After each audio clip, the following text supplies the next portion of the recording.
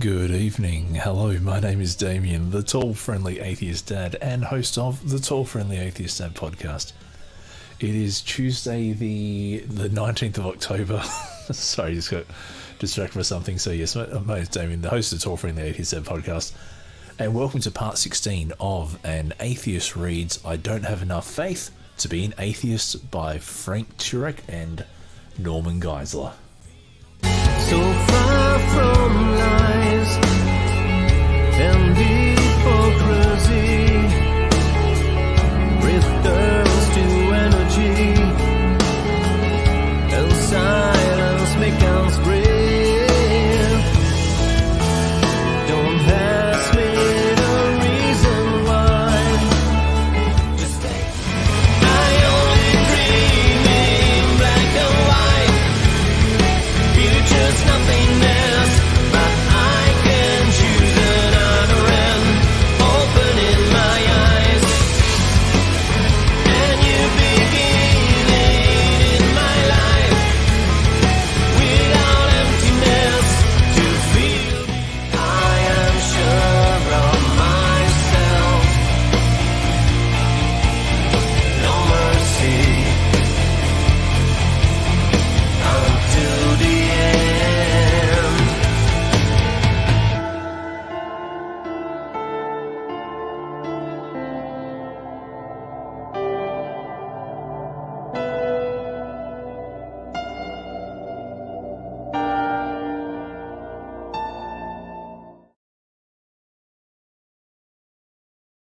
Good evening. Yes, sorry about that little, slightly unprofessional introduction, but yes, so as I said, my name is Damien, the host of the Tall Friendly Atheist Dad podcast, and if you haven't heard of me by now, head on over to anchor.fm/TFA Dad, or head on over to twitter.com/TF80 pod, and you'll see a lot of what I do online.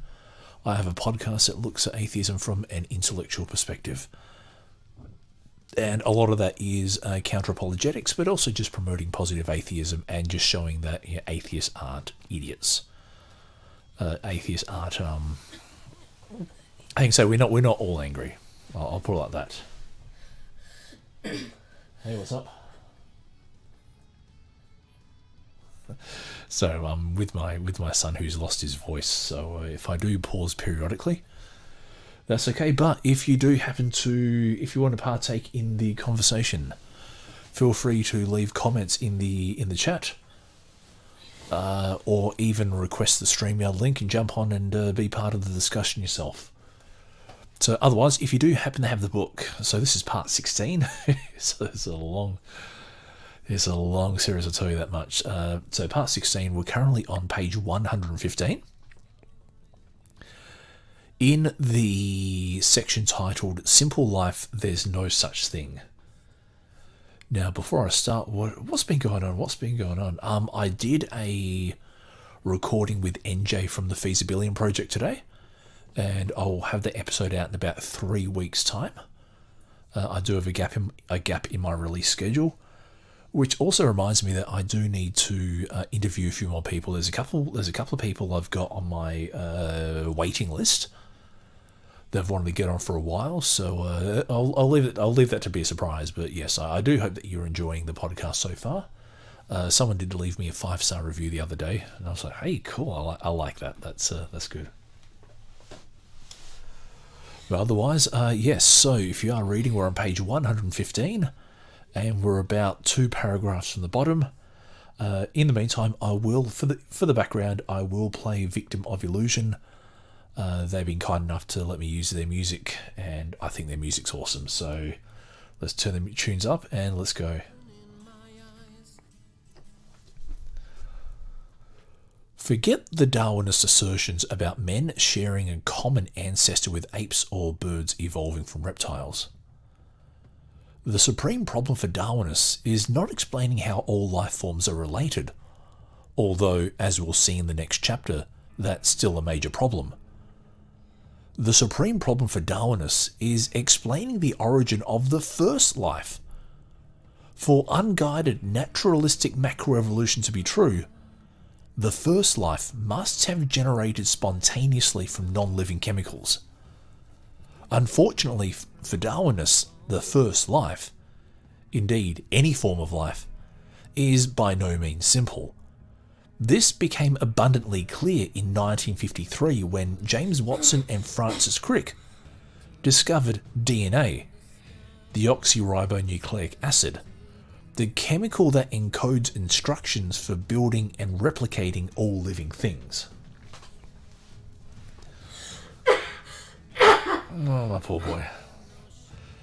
DNA has a helical structure that looks like a twisted ladder. The sides of the ladder are formed by alternating deoxyribose and phosphate molecules, and the rungs of the ladder consist of a specific order of 4 nitrogen bases. These nitrogen bases are adenine, thymine, cytosine, and guanine, which commonly are represented by the letters A, T, G, and C. These letters comprise what is known as the 4-letter genetic alphabet. This alphabet is identical to our English alphabet in terms of its ability to communicate a message, except that the genetic alphabet has only 4 letters instead of 26. Just as the specific order of the letters in this sentence communicates a unique message, the specific order of A, T, C, and G within a living cell determines the unique makeup of that living entity. Another name for that message or information, whether it's in a sentence or in DNA, is specified complexity. In other words, not only is it complex, it also contains a specific message. And for that, I'm going to play this sound. No, hold on, was it this one? Okay, so that's kind of what I think of Frank Turek's arguments with that. And just as I say that, my old mate Akashdeep has come into the chat. Hey, Akashdeep. Oh, okay. Akashdeep has left. Okay, well, when Akashdeep comes back, I'd love to have Akashdeep back. So, why do I play regarding Frank Turek's arguments? Well, there's a couple of things. There's a couple of things that I see now. I, as an unscientific person, see with this particular argument, and that is firstly, where was it? So Darwinism or evolution does not have to explain. Oh, you right there? Yeah. So evolution does not have to explain the origin of life. Evolution is simply about the diversity of life that we have today. And I've been in a bit of a discussion with this on Twitter recently, where, creationists and Christians will boldly assert that evolution isn't true because how does it explain the origin of life? Buddy, evolution doesn't have to explain the origin of life. All evolution is about the diversity of life. You right there? Okay, you just have to drink plenty of water, and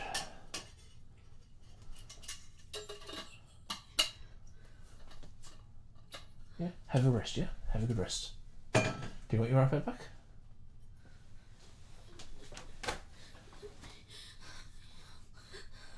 All right, give me a second. I'll leave you some tunes. I just got to quickly go check on my son.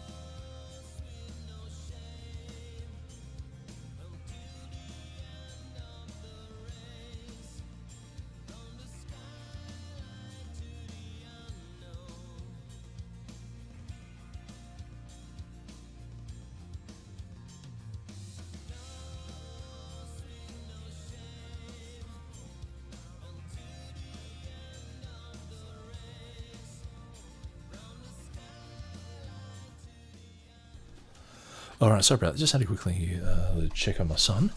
And Akashdeep, if Akashdeep is there, hey Akashdeep, feel free to come in when you're ready. Otherwise, yeah. So where was I?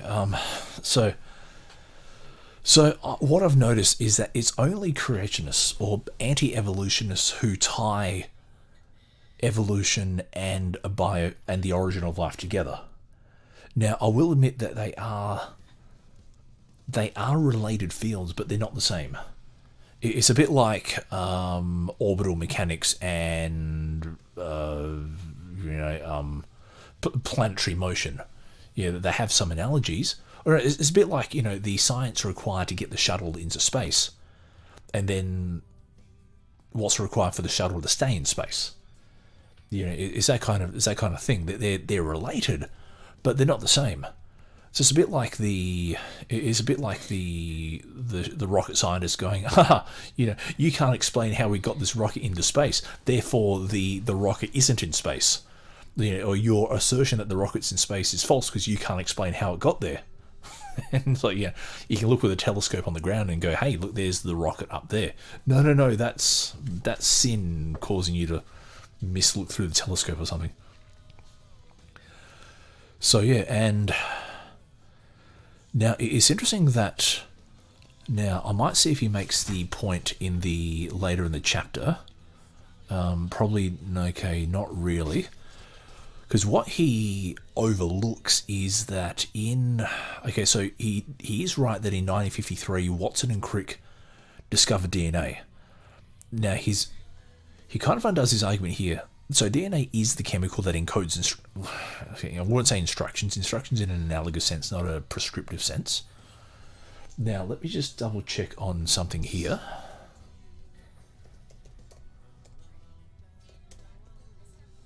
Now, when was it?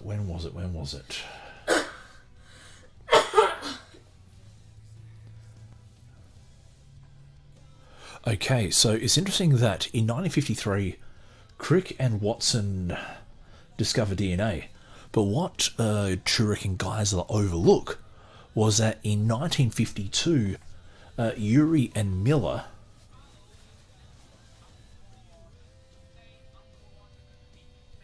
let me just see if I can find their first names.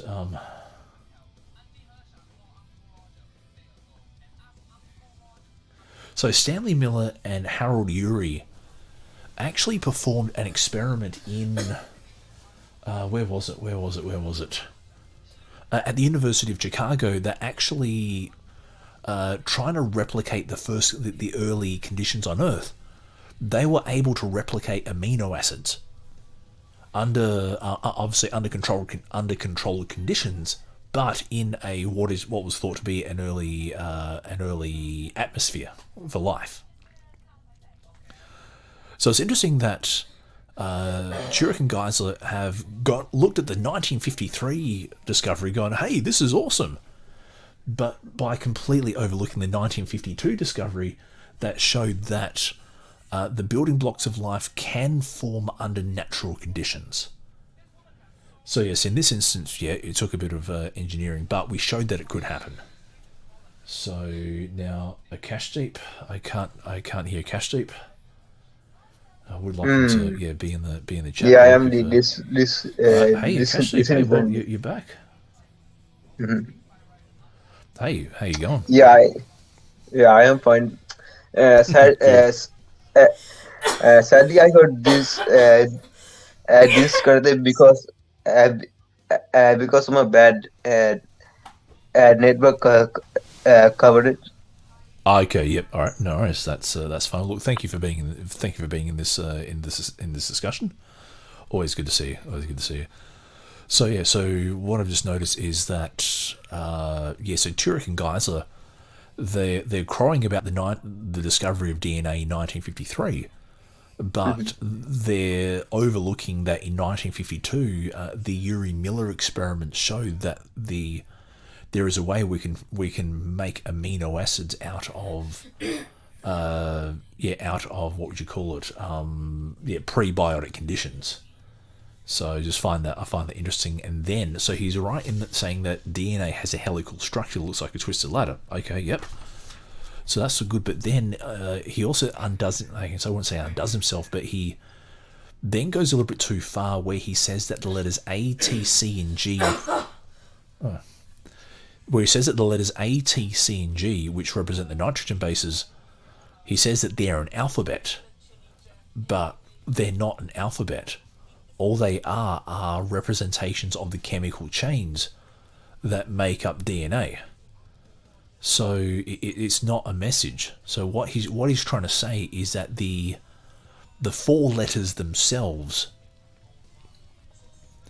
are basically letters that we would write in an alphabet to communicate a message. But the problem is that the letters aren't there to communicate a message. The letters are there to how can I say? Yeah, the letters are there to represent the sequence of chemicals that make up DNA. So DNA is simply just chemical reactions.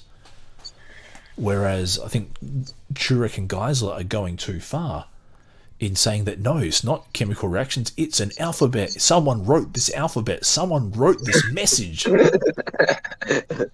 But no, that's not the case. It's so I'm just there's very one reason why we do find apologists very hard to take seriously, because we can see that no, like even if you wanted to call it a code, it's not a code in the prescriptive sense, as in like a programmer sits down and writes a code. It's a code in a descriptive or an analogous sense. And so this is just one of those things. Do you have anything to add before I continue on, Akashdeep? Just to say that Apple is actually idiot. Like seriously, like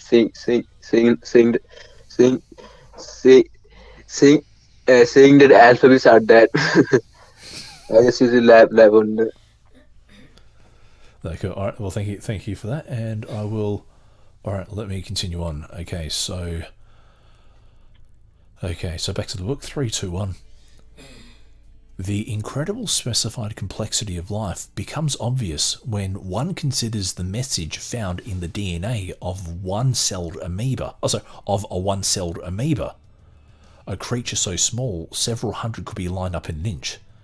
Staunch Darwinist Richard Dawkins, professor of zoology at Oxford University, admits that the message found in just the cell nucleus of a tiny amoeba is more than all 30 volumes of the Encyclopaedia Britannica combined, and the entire amoeba has as much information in its DNA as 1,000 complete sets of the Encyclopaedia Britannica.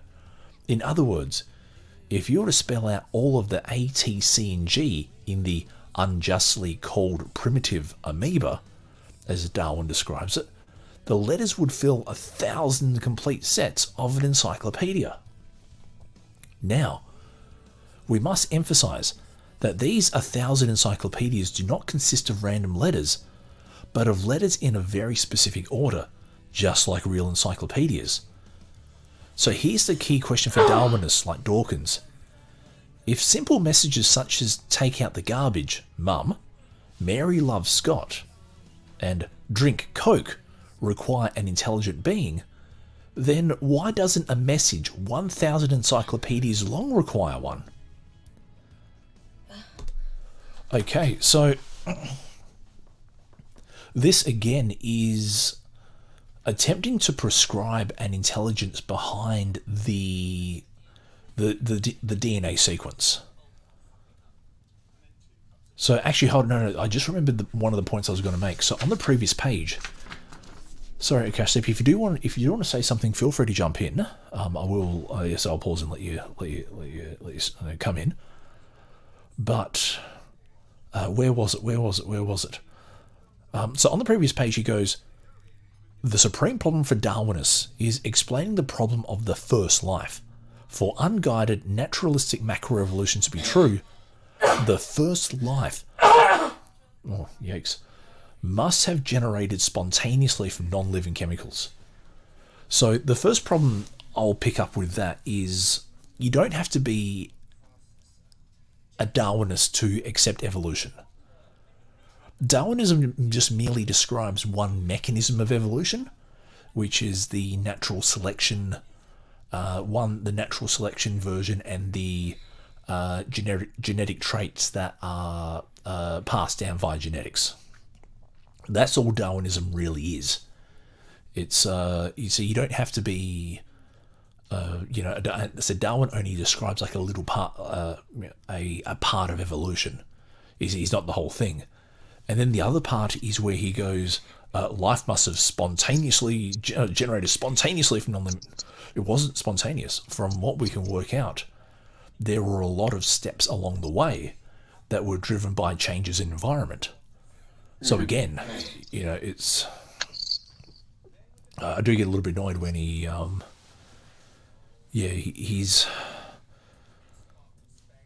as I said before, I would say he's strawmanning it, but he's never actually learnt it in the first place to strawman it. He's going off of everyone else's bad assumptions. And then so we go onto the current page, which is page 116. And again, he's saying that the letters A, T, C, and G are the code. No, they're not the code. All they are just the alphabetical representation of the chemical chains. And this is, again, why we find, just when discussing these kind of concepts with creationists, that they do, how can I say it? Like, sure, it looks like a code, but it's not, as I said, it's not a code in the sense that there was a programmer sitting down typing JavaScript or Python or anything like that. It's just a code in that, it's an analogy, not really it's descriptive, not prescriptive. So so even if the amoeba is complex, that doesn't mean that how can I say, just because it's complex by our standards doesn't mean that it was designed or created specifically by an intelligence. And this is just another one of those arguments that I. And so sorry. It is one of those evidence that people say God exists and God did that. And it definitely wasn't any of the other gods. No, it was the God of the Bible. Don't you argue about it. I mean, it wasn't Vishnu or Brahma or like Allah. It definitely has to be Yahweh from the Bible. Indeed, yes, that's because yes, it wouldn't be anyone else. It wouldn't be anyone else. So now let me just. All right, so where does he go to now? Okay, so we've got one more paragraph in this particular section. So I'll get back to the. Let's put the tunes back on. Darwinists can't answer that question by showing how natural laws could do the job. Instead, they define the rules of science so narrowly that intelligence is ruled out in advance, leaving natural laws as the only game in town. Before we describe how and why Darwinists do this, let's take a look at the scientific principles that all should be used in discovering how the first life began. Okay, so that is from the section titled Simple Life. There's no such thing. And again, it's an argument from I suppose incredulity, or argument from complexity, or it's look how complex it is. It must have been God. That's really all the argument is. And again, this whole thing about Darwinists, it's like Darwinists. Oh my gosh, it's like he's so focused on Darwinists that it is interesting that numerous Christians accept the theory of evolution. I do rattle these names off a lot, but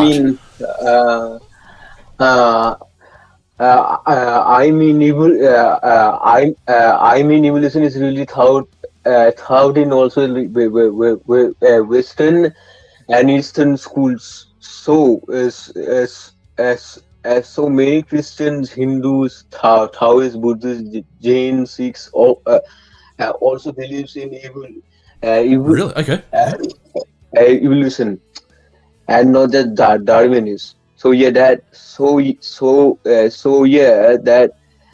agreement of Darwin's did that is real flawed. So even other religions also accept evolution as well. Not not not really the religions, but they're for followers. Oh, okay, yeah. No, fair enough. So then, where was it? So we'll get on to the next. Now, this part here where he says that they define the rules of science so narrowly to rule out intelligence in advance. I think it was episode 30, or episode 31, episode 32, where I interviewed Glenn Branch from the National Centre of Science Education, and that was a fun chat there. I'm not too sure if you're aware, Akashdeep, of a court case called Kitzmiller versus Dover. Mm-hmm. Does that ring any bells at all? Not really. Look.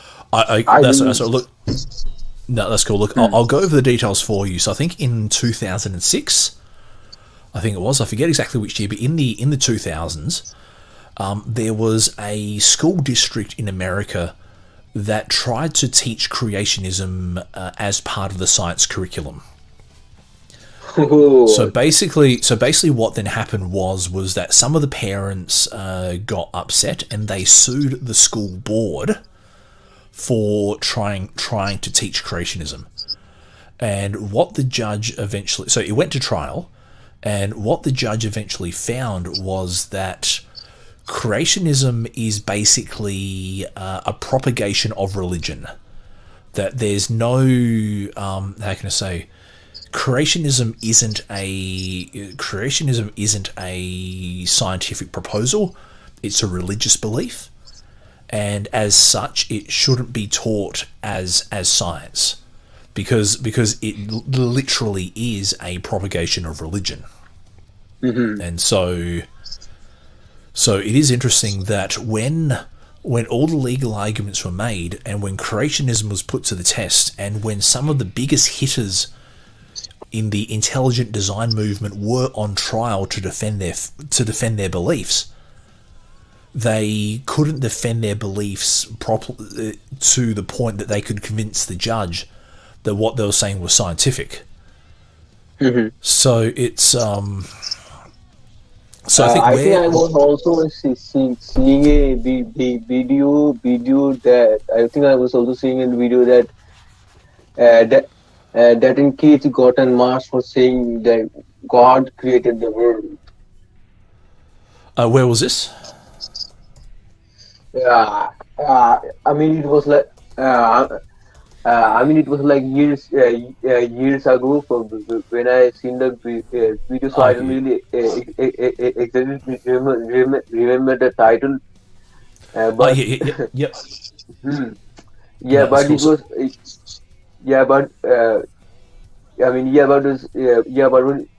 was hilarious that in school actually promoted creationism. Yep. And that schools also claims to be that students should promote temper in science. Okay. So yeah, that was really hypocrisy. Of course. So, in the chat, I have listed the link to the Wikipedia article for the Kitzmiller versus Dover case. It is quite an interesting case, and so being able to discuss with the National Centre for Science Education about it was a privilege. And yeah, it was just the way that the Discovery Institute went about prosecuting the case and all that kind of stuff. So Anyway, I'll go for about another 5 more minutes. So I'll go for another couple of paragraphs, and whatever we get out of these couple of paragraphs, we'll leave it there. But so currently now on page 117, and this section is titled "Investigating the Origin of First Life." Many evolutionists, as well as many creationists, speak as if they know, beyond any doubt, how the first life came into existence. Both, of course, cannot be right. If one is right, the other is wrong. So how can we discover who is right? The following fact is obvious, but often overlooked. No human observed the origin of the first life. The emergence of the first life on Earth was a one-time, unrepeatable historical event. No one was present to see it. Neither evolutionists nor creationists were there. And we certainly can't travel back in time and directly observe whether the first life was created by some kind of intelligence or arose by natural laws from non-living materials. That raises an important question. If we can't directly observe the past, then what scientific principles can we use to help us discover what caused the first life? We use the same principles that are utilised every day in our criminal justice system. Forensic principles. In other words, the origin of life is a forensic question that requires us to piece together evidence, much like detectives piece together evidence from a murder. Detectives can't go back in time and witness the murder again. Neither can they revive the victim and go into the laboratory to conduct some kind of experiment that will allow them to observe and repeat the crime over and over again. Instead, they must utilize the principles of forensic science to discover what really happened. The central principle in forensic science is the principle of uniformity, which holds that causes in the past were like the causes we observe today. In other words, by the principle of uniformity, we assume that the world worked in the past just like it works today, especially when it comes to causes. If take out the garbage, mum, requires an intelligent cause today, then any similar message from the past must also require an intelligent cause. Conversely, if natural laws can do the job today, then the principle of uniformity would lead us to conclude natural laws could do the job in the past. Consider the Grand Canyon. What caused it? Did anyone see it form? No. But by the principle of uniformity, we can conclude that natural processes, particularly water erosion, were responsible for the Grand Canyon. We can conclude this confidently, even though we were not there to see it happen, because we can observe these natural processes creating canyons today. We see this in nature when we observe water's effect on a landmass. We can even go into the laboratory and repeatedly pour water in the middle of a mass of dirt, and we'll always get a canyon. Now consider another geologic formation, Mount Rushmore. What caused it? Common sense tells us that we would never suggest that the presidential faces on Mount Rushmore were the result of natural laws. Erosion couldn't have done that.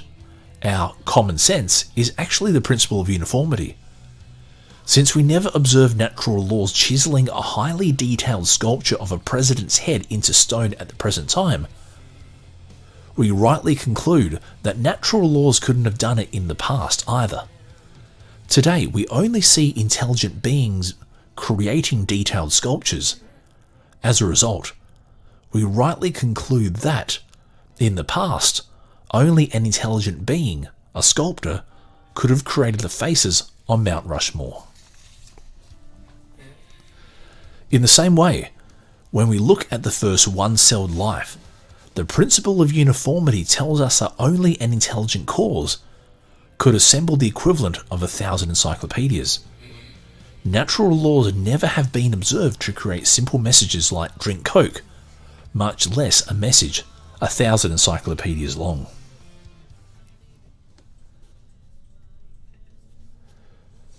So, that's What are your thoughts, Akashdeep? Honestly, What are your what thoughts, the buddy? hell What are your was thoughts? that?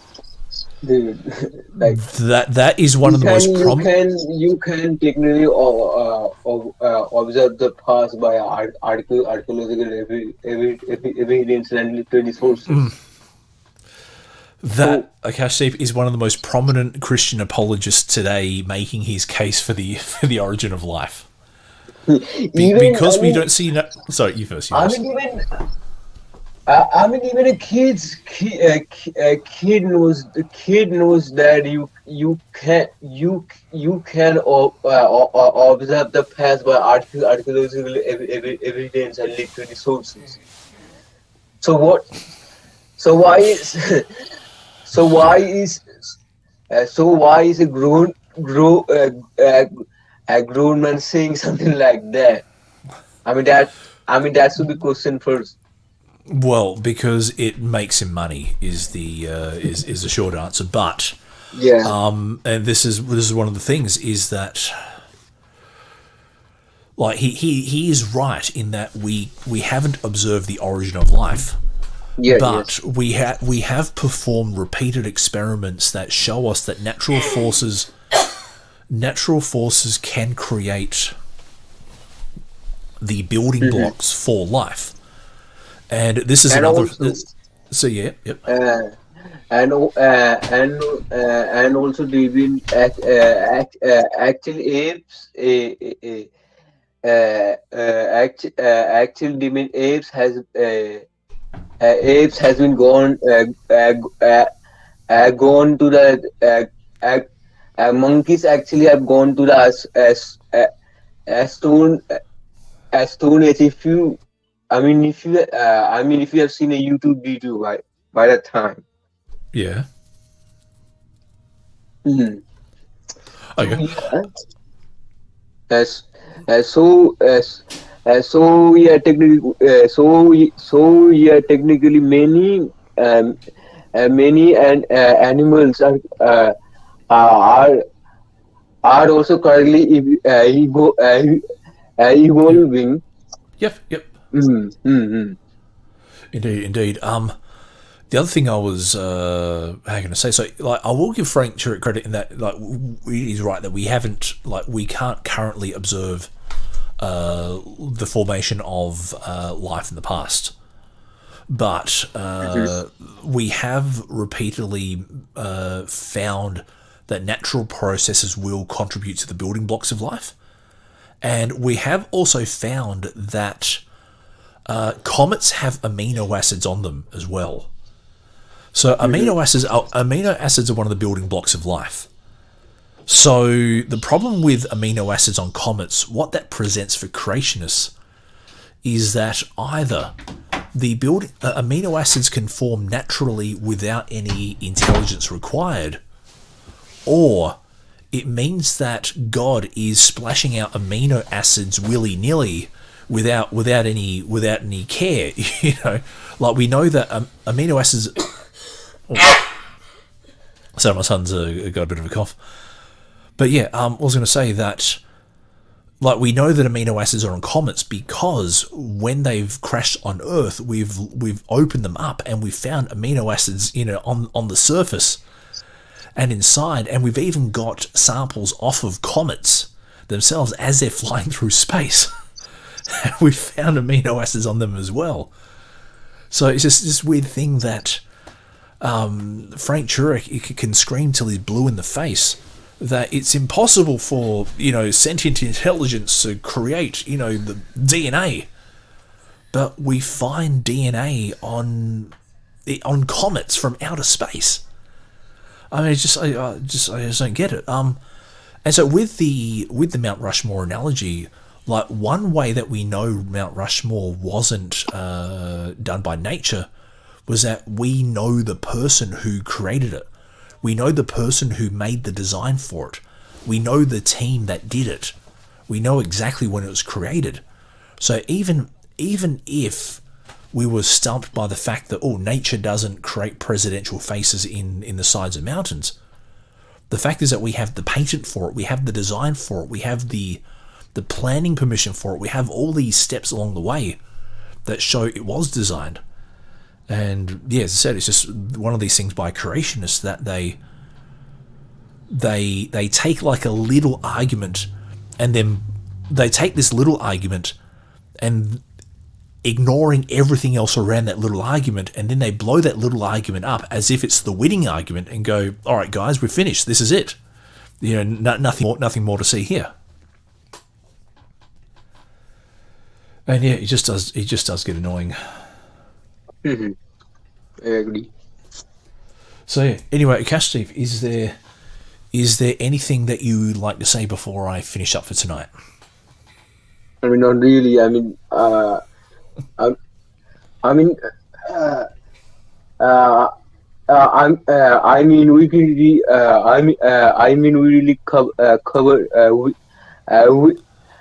we have covered all the points in the stream, so I don't really have anything to say. That's all right. Well, look, I can tell you now. So I've got the book in front of me.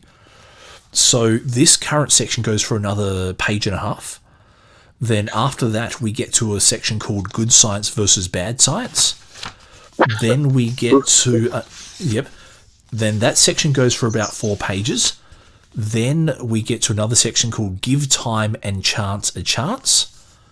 Then we get to another section called Science is a Slave to Philosophy. Material. Really? Yes. Science is slave to philosophy. Yep, correct. Yep. Materialism makes reason impossible. The atheist. Cash tape. I'm just reading the heading. Yeah, I'm just reading. These titles are really making my head blown, man. Yeah, I know. The atheist versus the critical thinking consultant. Darwinists have the wrong box top. And then summary and conclusion. And that is another 20 pages of stuff. And then the next chapter is titled New Life Forms, from the goo to you via the zoo. That's like, yeah, okay. Okay, Steve, thank you. That's so stupid. That's the best line of the night. I'm going to leave it with that. Okay, Steve, thank you so much. And to anyone else listening, my name is Damien, the tall-friendly atheist dad. Head on over to anchor.fm/TFA dad to listen to all the episodes of the podcast. Jump on over to twitter.com/TF80pod to contact me on Twitter, facebook.com/TF80pod, www.tallfriendlyatheistdad.com. And if you want to monetarily support me in what I do, head on over to patreon.com/TF80pod. But on behalf of Akash Deep, this is Damien, and we wish you a good night. See you later. I am sure